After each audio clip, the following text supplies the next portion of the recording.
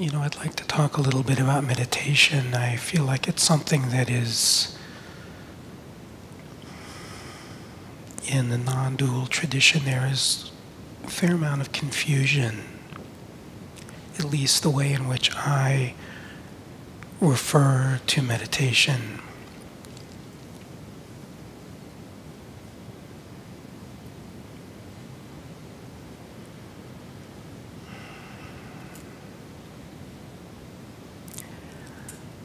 I realize that in the early stages, it is not in the early stages for most, but I will speak about this, that in the early stages, it is important for a meditative discipline.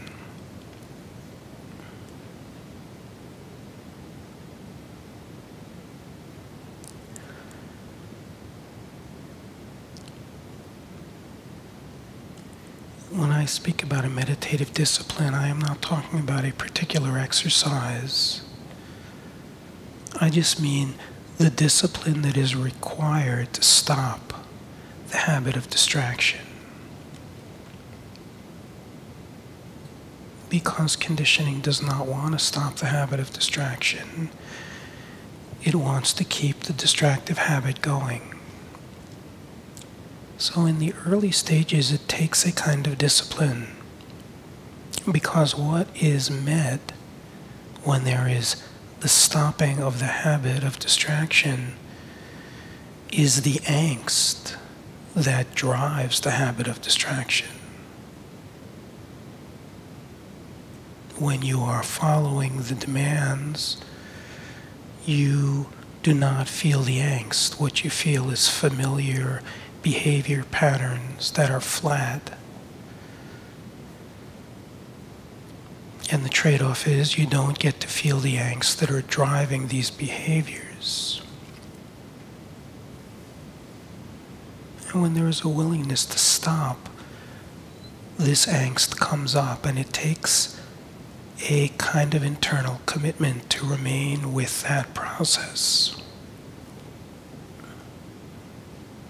Because it can feel very uncomfortable at times. But you cannot see the workings of the insanity of conditioning if you're not willing to remove the habits that distract you.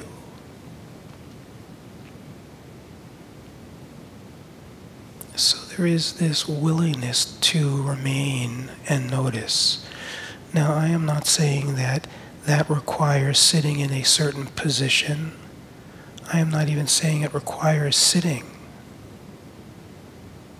What I'm speaking about is any environment that nurtures the potential to eliminate the habits of distractive behavior of the mind. But to have in the beginning some type of discipline, a commitment to this. Because even if it is lying by a lake or a river or in a forest that you love, in the beginning there will be episodes where the mind will say, okay, let's go walk. Let's go do this, let's go do that. And it requires a willingness to eliminate everything extraneous so that all attention can remain noticing the habits of mind instead of following their demands.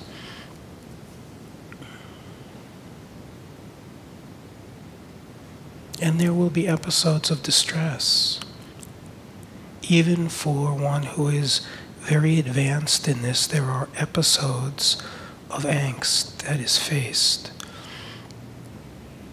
What is noticed is the angst arises, and when the willingness is true, it hits a certain level, and then it releases.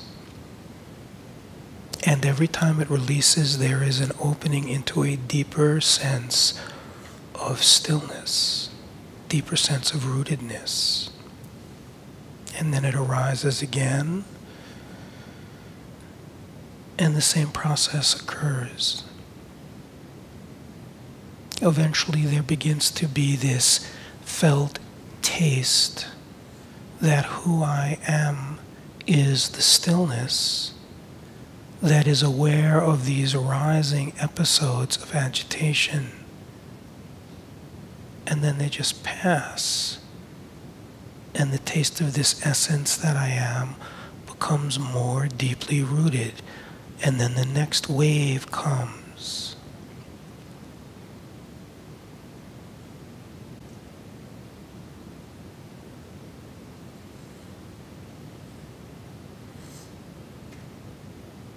Ultimately, what occurs is there is this shift from this sense of practice to a feeling of a passion.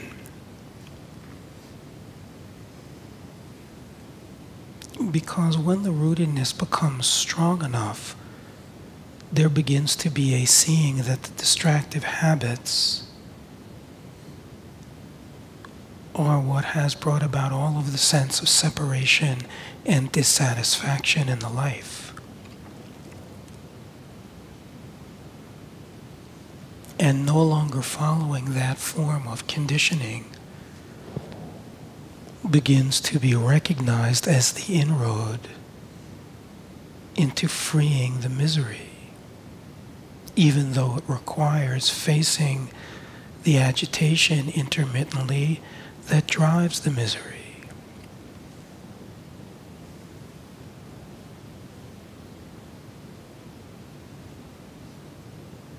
But each time the agitation passes, the taste becomes deeper. And there begins to be the development of a pull to eliminate distraction as opposed to an exercise. Like the pull to walk in a place that you love. The reason why there is the pull to be in a place you love is because the habits of distraction relax, and there is a taste of something peaceful and joyous.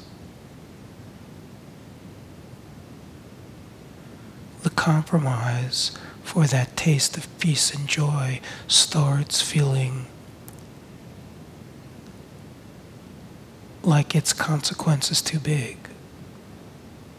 Not because it ever was not too big, but because the numbing mechanisms that have driven the distractive habit begin to weaken. And even sitting with angst when it arises begins to be tasted as something very rich and beautiful, even though it can be challenging. It is like when you are in a love affair with someone and you get into an argument, and instead of running away, you meet what is happening and you work it out. And there is something that feels really right about it.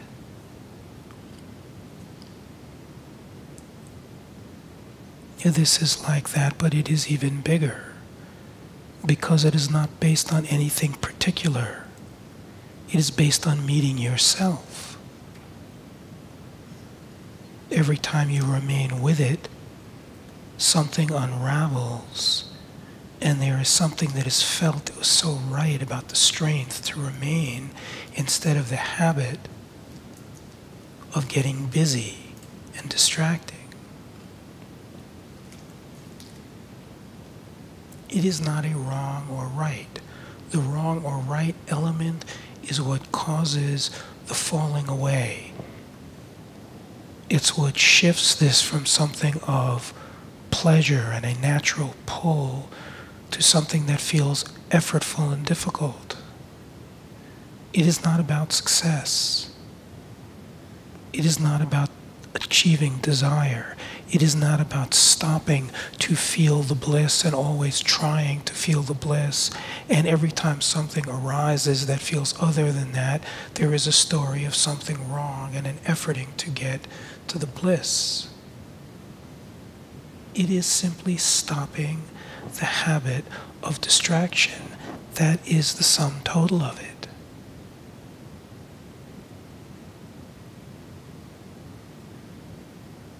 And then there is receiving whatever is playing without the habit of running away from it. It's what's known as being present. Being present at first for the conditioned mind. You cannot see it if you are not present for it. So it is a readiness to meet yourself. And yourself is every aspect of yourself. It is not only the unmanifest bliss that is impossible to describe, it is the conditioned mind that is met when you stop the habit of distraction.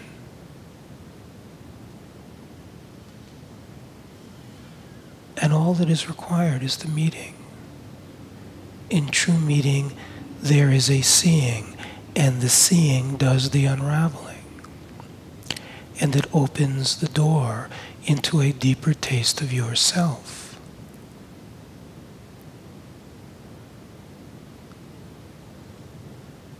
If sitting still with eyes closed is particularly challenging for one, it is fine to take a walk. It is fine to sit in a place of beauty. It does not matter what helps to facilitate it. What matters is that it becomes this priority. Not a priority until there is the arising of agitation, because there is guarantee no matter what is done, at some point agitation will arise. But it lies in the willingness to meet the agitation of the conditioned egoic mind.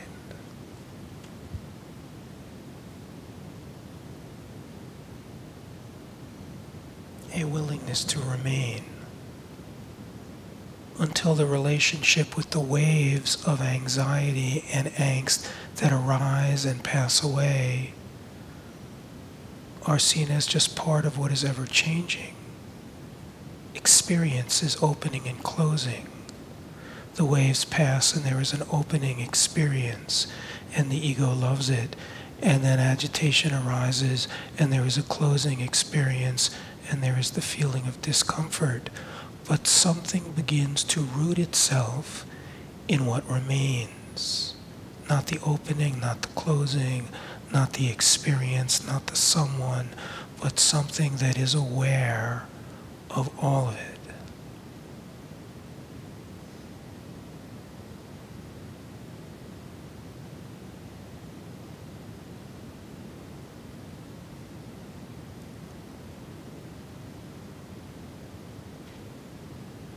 There begins to be a shift in identity from the ever-circulating phenomena to what is aware of the ever-circulating phenomena. From what is transient and constantly changing to the ground of being that is eternal and unchanging. And then its pull begins to reveal itself. Never reveals itself to conditioned mind. What is discovered as conditioned mind is the distraction. It reveals itself to itself. And it is the pull of pure love.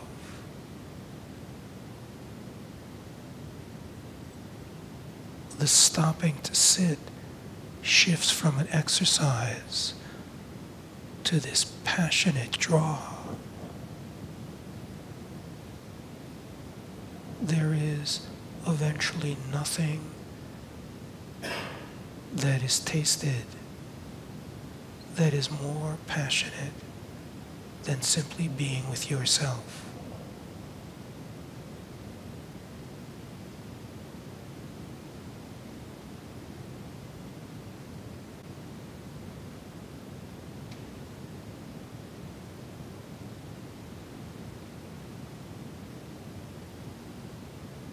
And still there are episodes when the mind's agitation arises with all kinds of tricks to try to sabotage attention and remain alive.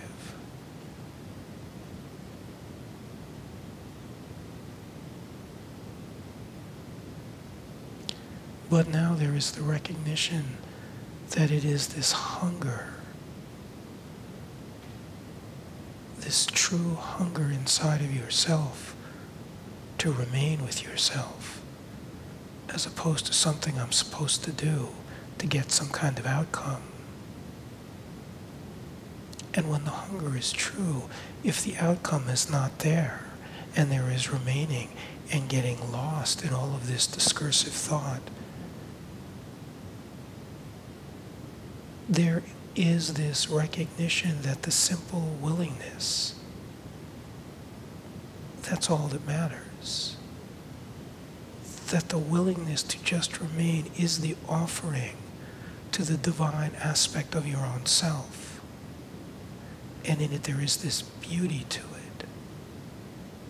Beauty to the challenge. It's not looking for the opening. Just the remaining with it becomes the beauty, and the outcome becomes completely secondary. This is when it begins bleeding into all aspects of the life.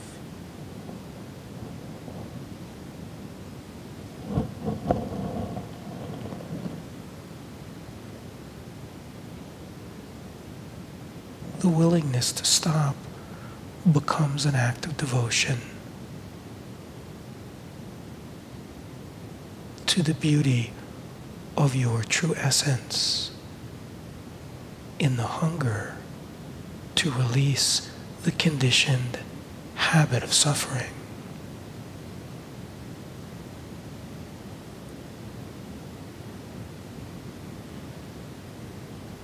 This is true meditation. In the beginning, it is very necessary to carve out particular times. It is helpful even for the one who is advanced, because there is a guarantee intermittently that there will be the facing of conditioned angst that is driving the habit that pulls you away.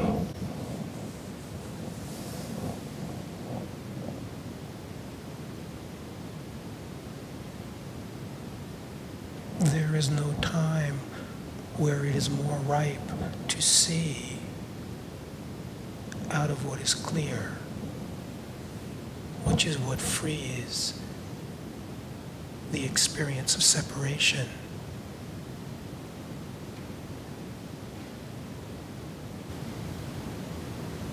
And it is always now.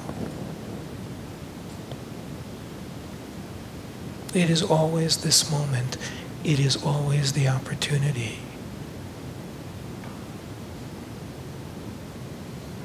The possibility to notice what remains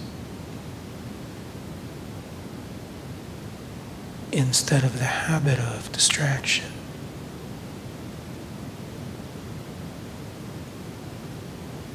To feel what remains.